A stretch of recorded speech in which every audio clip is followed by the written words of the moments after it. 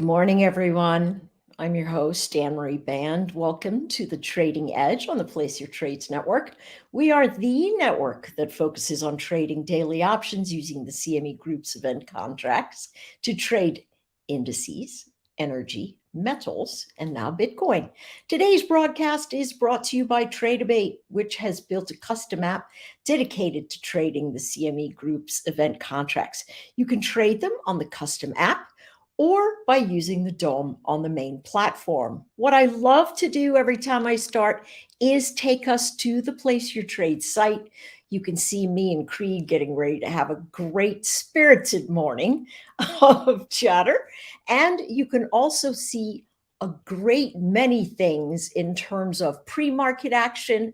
This is written by our shy girl, Tracy Schuchart, which is she's just amazing. And then, of course, here are daily gap stats, which really tell us a little bit about the probability of continuing to the upside wherever it is that we open. We only look at the positive side of this. And so if we open up, can we continue up? If we open down, can we continue up? Great place to come for information. We've got it for energies also, and of course, the indexes. And my very favorite tab, which I would encourage every single one of you to go to, is the options tool telling us about these event contracts and really giving us great information about where the futures are sitting in terms of the day. You also get to see session histories in terms of what prices are doing in terms of the strikes. Lots of really great stuff. You can use it to trade all kinds of information. And so now, without further ado, I'd love to introduce you to my guest, Creed. He's a good friend of mine. He's a great guy, very good at what he does. And he's going to share with us a little bit about his walk through the trading world. Creed, welcome to the Daily Edge. I really wanted to pick you because you've got some magnificent trading techniques and style. And so I'd love to introduce you to everybody. Tell us how long you've been in the game and what brought you to trading. Anne-Marie, it's a pleasure to be on here. Thank you for having me on. You know what? I've always liked to say I'm a little bit of an odd duck with it when it comes to it. For those that have not heard my backstory on there, I actually grew up in a very blue collar environment. Had a graduating class of 22 people.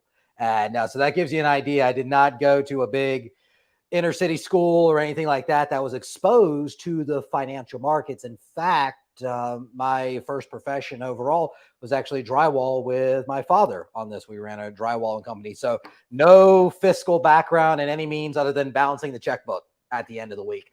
But as I decided to go to university and started to be exposed to more people, to more things, to more ideas, which I think is very important when you start to understand the sentiment of the market, I started to dive in. Thankfully, I was able to connect with the School of Business, and I've always had a knack for entrepreneurship on there. Well, the market, in my opinion, is the ultimate track of entrepreneurship on that.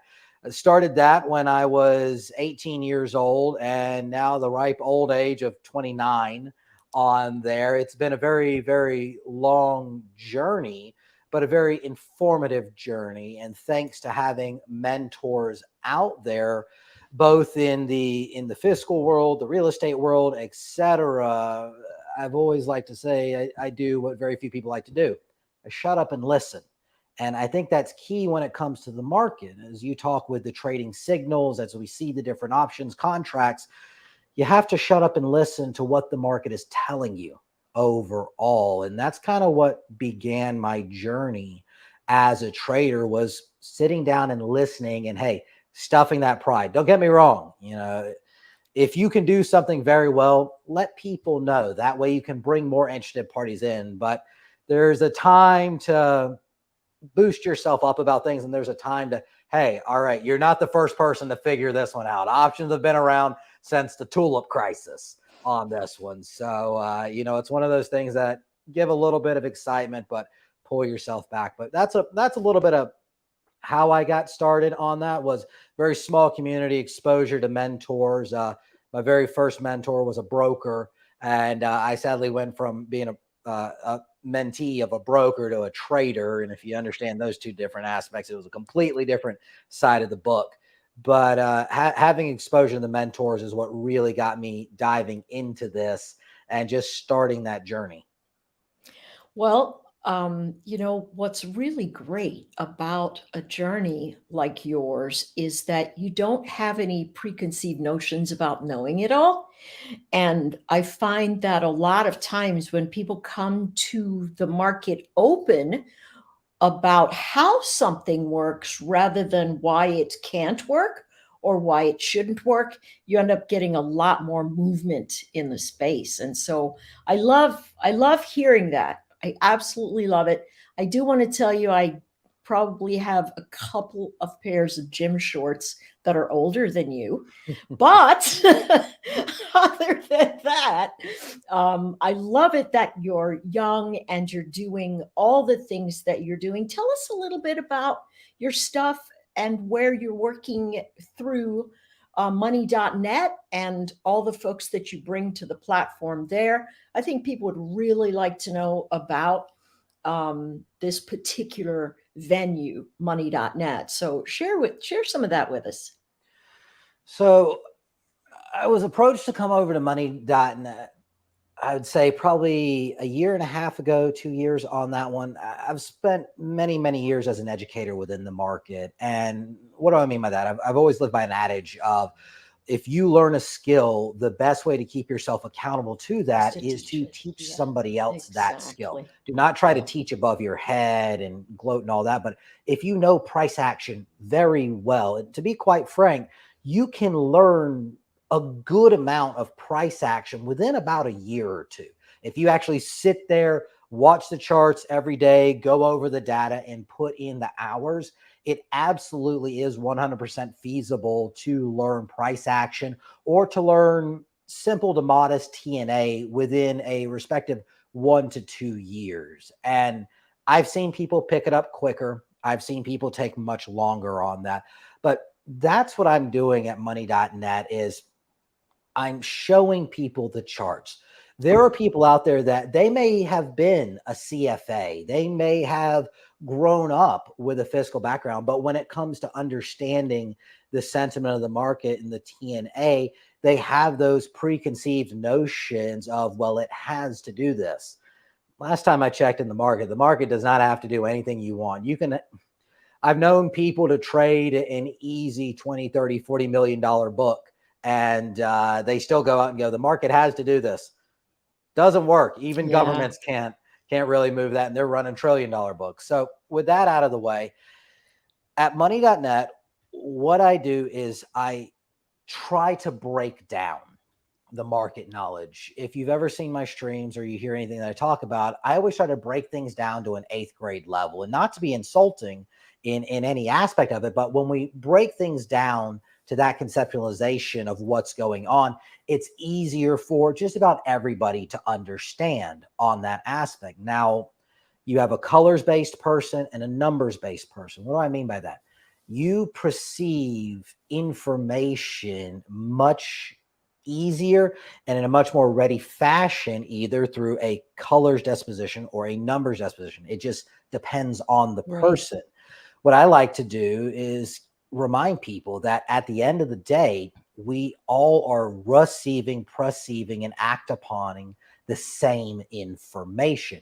How you as an individual choose to receive and perceive that information and then act upon is up to you. But at the end of the day, be it from the CME, the SIBO, the NASI, take your pick. A 1 is a 1 and a 0 is a 0. But how that information is presented to you is entirely up to you. I then take those data points. Then that individual, are you a colors person or a numbers person? I'm a colors person.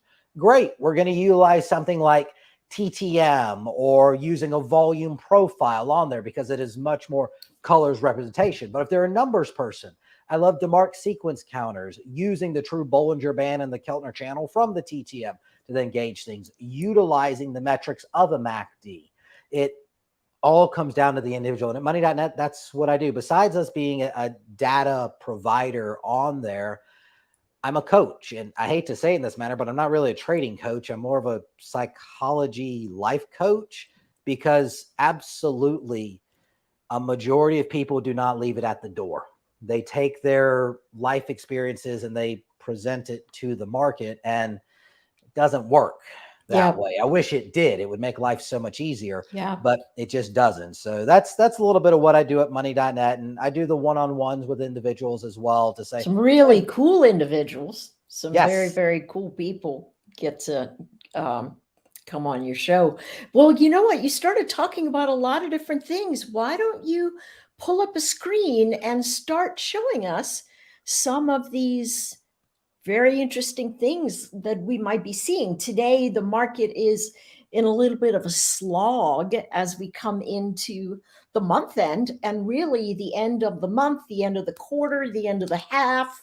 It's really sort of a defining point, and I'm surprised not to see more moving around. Everything's really squashed and compressed. So show us a little bit about whatever it is that you want. The ES. So Let's talk about that. I'm going to bring up the ES here, and I went ahead and I cleared off my chart and everything. For my chart may seem actually very light for a lot of people on this, but keep in mind that I do not trade symbols. I do not trade markets. I trade people is what I do. I trade the sentiment of the market.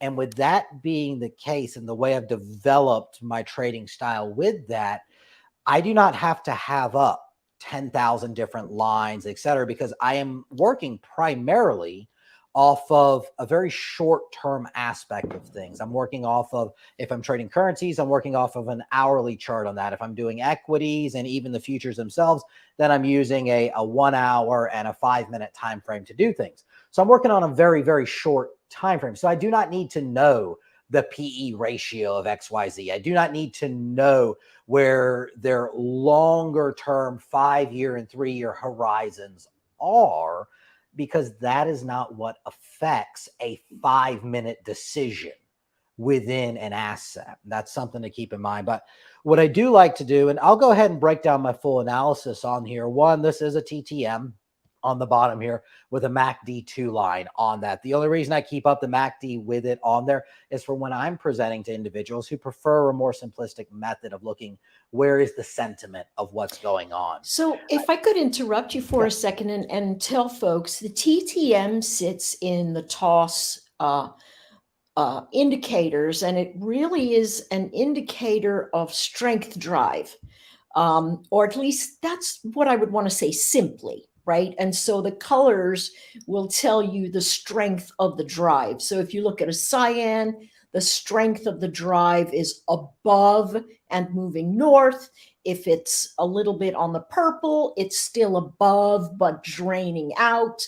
And the same thing on the bottom, with the strength being red, it's a very big thrust down, and as it continues down but loses strength, it turns yellow. Just in case folks didn't quite know how that TTM sort of presents itself, it really is a beautiful visual of what's happening at the acceleration and deceleration of price.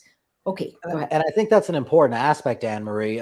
When Trade the Markets first put the TTM out there for people to understand, it's a combination of the Keltner channel and the Bollinger Bands, and it cleans your chart up. Again, I believe in a very clean chart overall. With that being the case, we're able to gauge what are the opinions of the market, because the market is nothing but an auction system overall. I believe that price is worth more. I believe that price is worth less. We're able to gauge the acceleration of those opinions through something like the TTM. The second thing I utilize to do this is actually hikanashi candles. At the end of the day, hikanashi candles are nothing but an average of ideas of what has occurred. You'll actually notice that on my chart, I do not have something up there that many people would probably crucify me for on that one, but I have not used volume on my chart in probably 8 years. To be quite frank, the only time I have volume up is if I pull up a volume profile to show individuals, hey, this is where we're seeing that, because on such a short-term movement of this, when you have an understanding of sentiment there, you can actually put a very concrete idea that if 60% of the hikanashi is above or below a certain level, well, guess what? The average of ideas, the average of price is above that area. I don't care if it's 300,000, 200,000, 500,000 at this area. The average of the participants has exceeded this level I was expecting.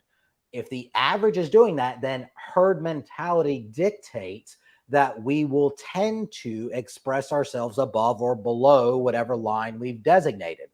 We can see here quickly, you can identify a shift of characteristics within price action when we go from green to red and red to green. The only reason we would have a green candle print after a red is a shift in average mentality. That's the way that the hikanashi works. You'll also notice that there are no gaps within this. A gap down or a gap up at the end of the day is still just price action moving up or down on that momentum trend. So as you continue to work with hikanashis, you will be able to identify where gaps would be within a traditional chart. But again, it really does not matter on such a short-term movement. Now, if you're someone that likes to see the gaps within the chart, okay, pull up another chart of the same asset and you're able to line out. But when you look at this, we can actually see within the ES, there was a very large drop in price right here on 613. All right. If I was to take that very quickly and actually set it as a regular candle, we'll see on 613, look at that. We had a big gap right in there. So as you have edification within the markets, you're able to say, okay, I understand what's going on. I don't need all of this other stuff. But to quickly identify what's going on in this market, let's look at today and the last few days. If we look at the last few days in here, we can see a very clear change in trend. We can see a clear change in ideas. What I would then do is go, okay, my TTM on the daily is showing bearish. I go to this high shadow up here. Now for me, I use red as resistance, and I use, well, on my tan charts, I use the green as a supporting structure. But we can see, was there any real reason for us to shift this mentality? Well, extend that to the left. We go to the far left and we'll notice, oh, look, the last time that price was anywhere near here, look at the bodies of those hikanashis. It's right on that level. While yes, we had some shadows probing for price, the average of the participants oscillated around that area for both acceleration and deceleration of price. I can then also go to here where we had a red. Let me interrupt you for 2 secs. You know, I don't know the hikanashi in and out. I know relatively what it does. And because I'm just a raw price person, I've always sort of moved away from them because they are an amalgam that give you that overall reference. So let me ask, as I dig deeper and I find this much more interesting, when that hikanashi candle body is very tight, does that mean the average variation of the trades inside of that body is getting tighter and tighter? And if the hikanashi bars are wide, then the average variation between averages is wider? Is that what we're seeing? Let's think of a balloon overall. If you were to take a balloon and put it on a hose and you just shortly opened up the water flow, the balloon would only inflate to a certain amount because the amount of energy being put into that balloon is only a certain amount. It's almost like an energy gauge. I guess you could say it's volume within itself without being a volume price action bar. If we see a large candle right here, a large body, an average of the ideas is willing to work within this range.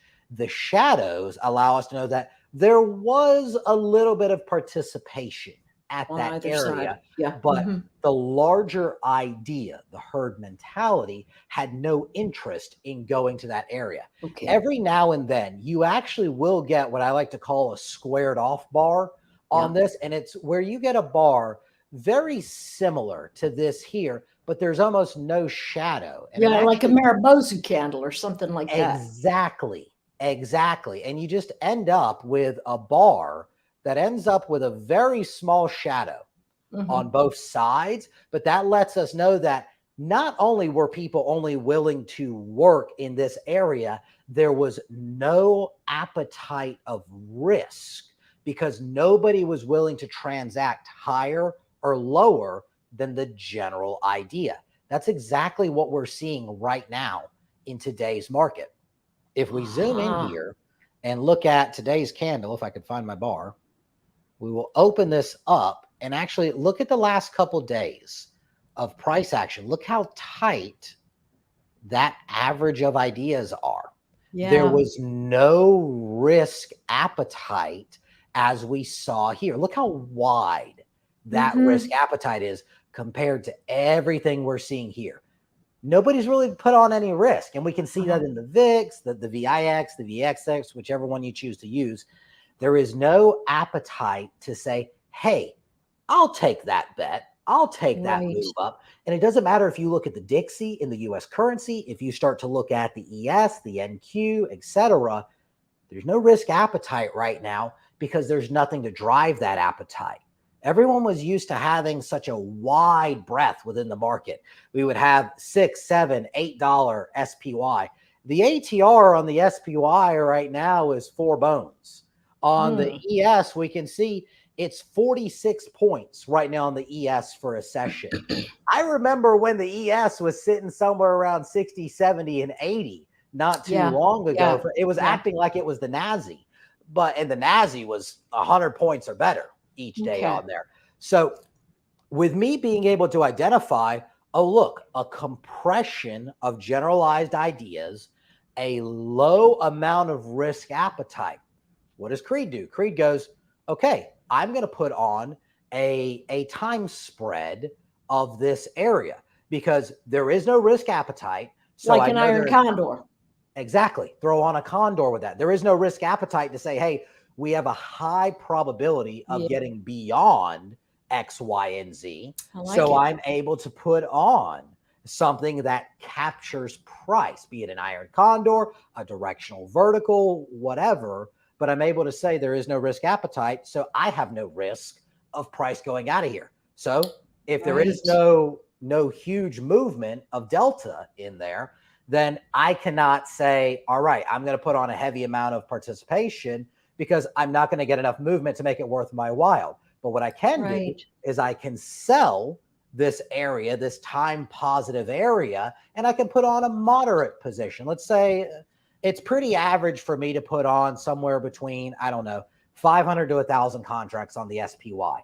But if I see that there is nothing going on, I'm going to go, all right, this is not the environment. I'm going to sell 100 contracts. I'm going to sell 200 contracts, something like that, because I do not see the market that warrants my size and the amount of movement I need to warrant that size. So thus run the opposite.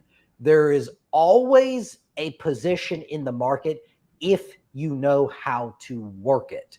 But if you are not educated in that aspect to do it, then no, stay out. There's no reason for you to force a trade. It's taken me, God, I would say realistically, I started the fund 2 years ago. It took 5 years before I felt comfortable working in every market.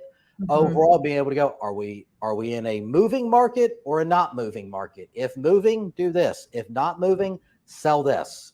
And that's the way that I look at it in a very, I hate to say it, but eighth grade mentality on it, because that's what it is. At the end of the day, it is nothing more than an auction system of people saying, I want price here or I want price down here. Yeah. Well, there's also a great deal of elegance in that simplicity. You know what I'm saying, Creed? So let's extrapolate this and say, all right, we're looking at this. We can see we've got price compression. We know that the traders are dancing around this range. What are you seeing as the catalyst for the next move? So, for instance, seasonality says that we should sort of dribble into about Thursday or something around there. And then price will move up into the July 4th area and dribble around there and then potentially do something else. And so if I'm using the hikanashi, let's say I've put on an iron condor in this environment, what do I look for to tell me, hey, listen, I've got price expansion? And then for those of us that trade event contracts, we might come in the day and look at these and say, hey, listen, this variation bar tells me that I've got pressure that is going to move up. So I can, instead of having to buy a contract at the center for $10 right at the strike, I can look maybe 2-3 strikes out that will give me 15 points of motion, and then maybe I could buy it for $5, which would tell me, which would deliver me 300%. So in that space, wow, I didn't mean to make that sound so complicated. It really wasn't. What I'm looking for is, what do I need to look for when my price bars start to compress like this to tell me, hey, I'm out of this range-based environment. I'm going to accelerate to the upside. I'm going to accelerate to the downside. Okay. So that comes down to, well, it really comes down to the trinity of things. When we're, for those unaware of what a trinity is, it's always known as the Holy Trinity, but it's essentially 3 different things that come together to form this one big thing. So when we're working with the trinity of the market, you have an event, you have what is currently going on, and you have where anything can go on there. So that's our 3 ways of looking at this. So what is, what could be, and what we are expecting, the known, or the known unknowns. So when I'm looking at the candles here, if I did not have TTM up, if I was just looking strictly at the candles, pure price action on this, what I would utilize is what I have dubbed over the years the business zones. And with talking with my clients on this too, it just makes it easier to say that. I understand the adage of why they're called supply and demand zones, but that is a bit of a misconception overall, because when somebody hears supply, they only think of selling. When they think of demand, they only think of buying. But for the market to actually have that zone, the only way you get a trade is through both buying and selling. You have to have a full transaction for that trade to go through. Otherwise, we're still in what? We're in price discovery mode, which allows for continuation one way or the other. Okay. So that's why I call them business zones, because you have to have a transaction of price at that area. An easy way to see business zones and why I really like hikanashis is just look for the flat spots. I'm just going to say it. I'm going to give away the industry secret in that one. You see price right here? It's flat. You're either flat or you're not. That's it. You're either flat or you're not. Wherever price is flat, that's a supply and demand zone. That is a business zone. If your flat spot is above your current price, we break out of the channel. We're in no man's land up to the next flat spot. Don't believe me? Watch this. I'm going to go all the way back. I'm going back to, what is this? This is 2021 in here. I'm going to lay this out real fast. Look at this. Price expanded. What did we do? We went flat. The market's action went flat, and then we expanded. What did we do again? Price action went flat right in here. So let's take this out. I really don't know if this is going to affect the market to the right. And I'm going to make it purple. I'm going to make it a big purple line here and here. And we're going to go to the current market we're working with, and let's see Was there any reaction at this flat spot? Oh, look, when price sold off, what did it do? It probed that area. When price came to it, it danced, got below it, came right to it. Before price accelerated, we came to it and danced again and again and again. This channel that we had for months, from call it April to June, right in here, April through May, and then the acceleration into June there. Where were we? We were in the flat spot. Once again, you're either flat or you're not. And that zone is all the way back from early 2021. So again, I hate to come over as that guy, but the market is not complicated if you have the tools to receive, perceive, and act upon the appropriate information. It is your choice. As the thing that humans have struggled with for thousands of years, it is your choice. There is no leading indicator on that. And you can get an amalgamation of ideas of what could occur, but the definite of saying this is a leading indicator is inherently false. And JP Morgan, Goldman Sachs, even the Medallion Fund, etc., they can get a positive idea based on what human action is, but it's never 100%. 90%, 95%. But humans are always changing. The market, as long as humans are trading it and not just machines, will always have that human element. Now, human behavior can be modified, predicted, and worked around, but it still has an element of unpredictability to it.